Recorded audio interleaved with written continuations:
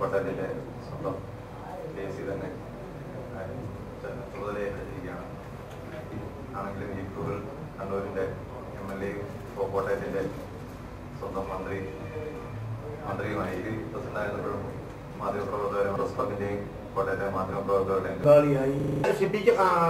Urban development minister Shri Kunhalikutty, panchayat minister doctor Muneer, ഗ്രാമവികസന മന്ത്രിയായി ഞാനും അംഗങ്ങളായി ബന്ധപ്പെട്ട സെക്രട്ടറിമാരുടെ കമ്മിറ്റിയെ നിയോഗിച്ചിട്ടുണ്ട്. ആ കമ്മിറ്റിയാണ് കോർഡിനേഷന്റെ ചുമതല വഹിക്കുന്നത്.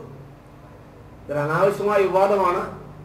കാരണം ഒരു തരത്തിലും അധികാര വികേന്ദ്രീകരണത്തെയോ പദ്ധതി പ്രവർത്തനങ്ങളെയോ ഇത് ബാധിക്കുകയില്ലെന്ന് മാത്രമല്ല, ഗ്രാമവികസന വകുപ്പിന്റെ കുറച്ചുകൂടി മെച്ചപ്പെട്ട പ്രവർത്തനത്തിന് ഈ സംവിധാനം സഹായകമാകും.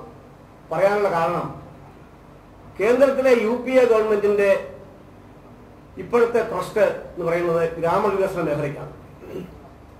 ഭാരത് നിർമ്മാൺ യോജനയുടെ പേരിൽ 10,000 കണക്കിന് കോടി രൂപ കേന്ദ്രം മാറ്റിവെച്ചിട്ടുണ്ട്.